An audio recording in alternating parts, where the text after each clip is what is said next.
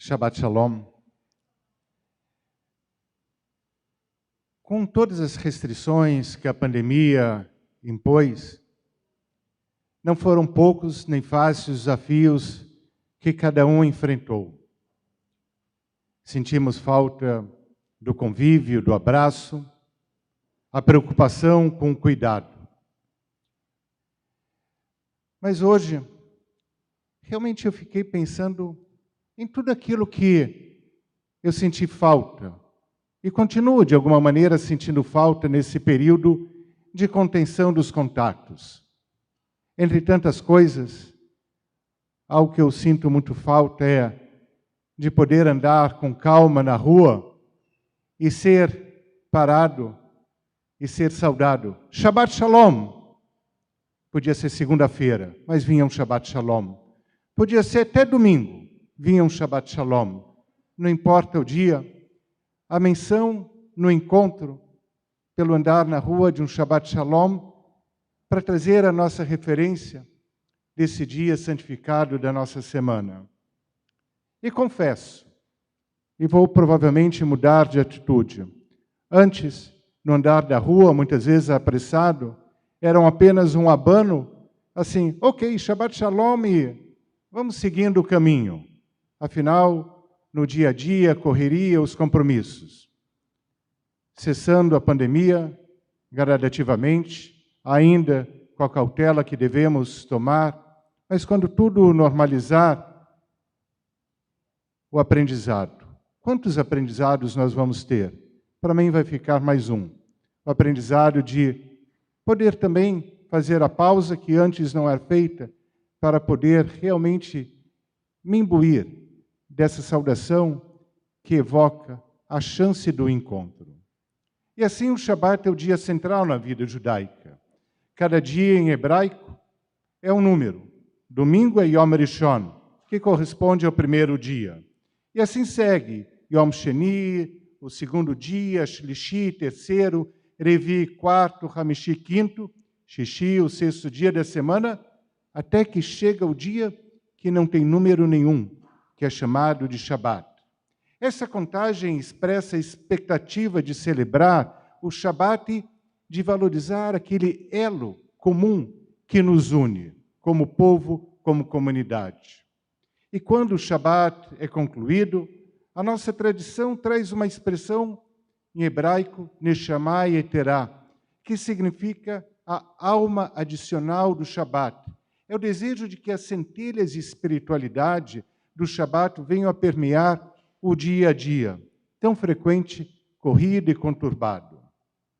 Mencionei há algumas semanas que alguns Shabbatot, ao longo do ano, recebem um nome especial. Por exemplo, antes de Purim, o Shabbat Zahor, que é o da lembrança das tentativas de aniquilar a existência judaica. Antes de Pesach, o Shabbat Agadol, o grande Shabbat, que nos prepara para a celebração da festa da liberdade. Antes do Yom Kippur, o Shabbat denominado Shuvah, focado na temática do arrependimento.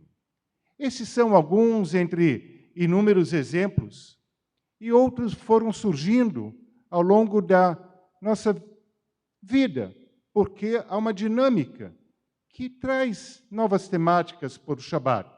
E o Shabat, como elemento judaico, responde às novas situações que surgem. Assim, em março do ano passado, em março de 2020, surgiu o Shabat online. E agora surge o Shabat híbrido.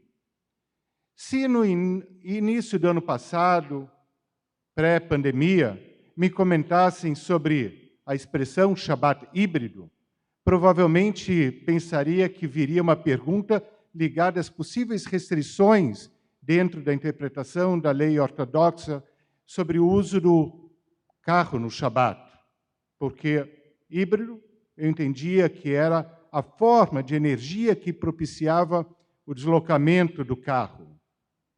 Provavelmente assim teria pensado, porque híbrido era somente associado, além de alguns elementos químicos, ao transporte, mas definitivamente não ao Shabat. começamos a incorporar na nossa linguagem os termos online e híbridos. De modo contemporâneo, esses termos fizeram parte do nosso cotidiano de modo muito mais frequente. Porém, a concepção desses termos, a nível religioso, já é bastante antiga. A própria Torá foi recebida por um download. Estava arquivada na nuvem sob a guarda divina. Moisés, foi ao topo do Monte Sinai. Sua digital deve ter sido a senha, afinal, a própria Torá diz Beyad Moshe, ou seja, através da mão de Moshe, e tendo colocado a senha, baixou o seu conteúdo, que foi disponibilizado para todo o povo de Israel, que, por sua vez, tornou a Torá domínio público para toda a humanidade. Esse download aconteceu há mais de 3.300 anos. E depois vieram diversos uploads, pois vários conteúdos têm sido acrescentados à Torá. Comentários, interpretações, reformulações, adaptações, novas ideias. E tudo isso gerou um manancial e gera um manancial de conhecimento que criou a concepção das janelas. Cada frase, cada palavra e até cada letra da Torá se abre como num hipertexto para diversas janelas. Não sei se o programa Windows tem inspiração nesse conceito milenar do estudo da Torá, mas é bem plausível afirmar que o primeiro mouse foi o Yad, o instrumento sob a forma de mão, utilizado para a leitura da Torá. A Ari, nossa sinagoga, que nesse ano judaico vai celebrar 80 anos, segue essa tradição que remonta a Moisés, Moshe e ao Monte Sinai. Compartilho, espero que dê para todos verem, um informativo da nossa sinagoga, ainda sob a forma impressa. Hoje temos o Ari News online, mas aqui era um informativo sobre a forma impressa, publicado em fevereiro de 2011, há mais de 10 anos. Na capa, o desenho de um tablet e o título do artigo principal desse informativo: do Sinai, do Monte Sinai, ao YouTube. Não foi premonição, em 2011, escrever sobre o que aconteceria em 2020. Foi simplesmente a preservação da tradição. Como ensina o professor Milton Kollwitz, que lecionou na Universidade de Cornell. Disse ele: a tradição é tanto o que foi herdado, quanto a oportunidade de criar. A única heresia é a crença de que não há lugar para a mente e para os espíritos criativos. O rabino Abraham Heschel, de abençoada memória, afirmou: nenhuma religião é uma ilha. A partir daí, claro, concluímos que o judaísmo não é uma ilha.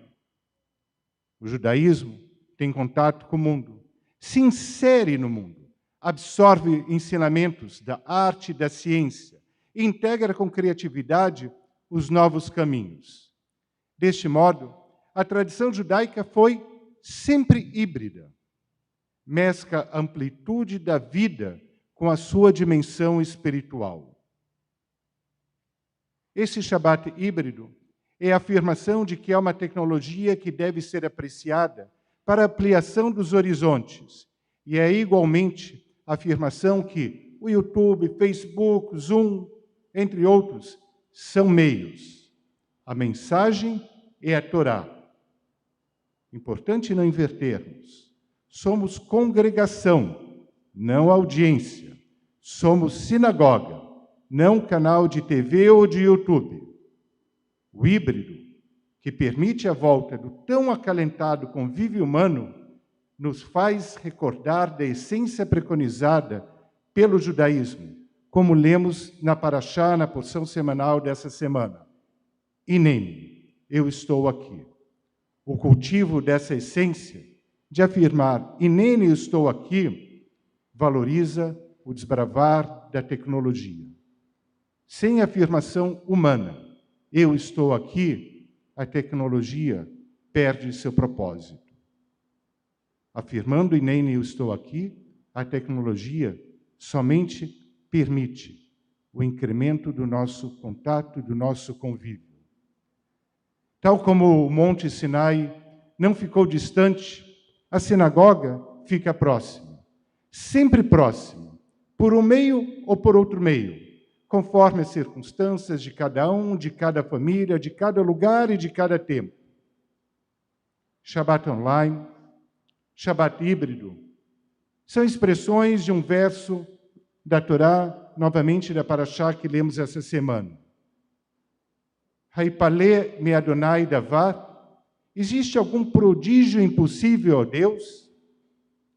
La moeda chuva lecha, no tempo devido retornarei para ti. Cada um de nós reflete a essência divina. Na face de cada um de nós, as centelhas divinas. Então, podemos, para nós próprios e para aqueles que estão à nossa volta, perguntar: existe algo realmente impossível?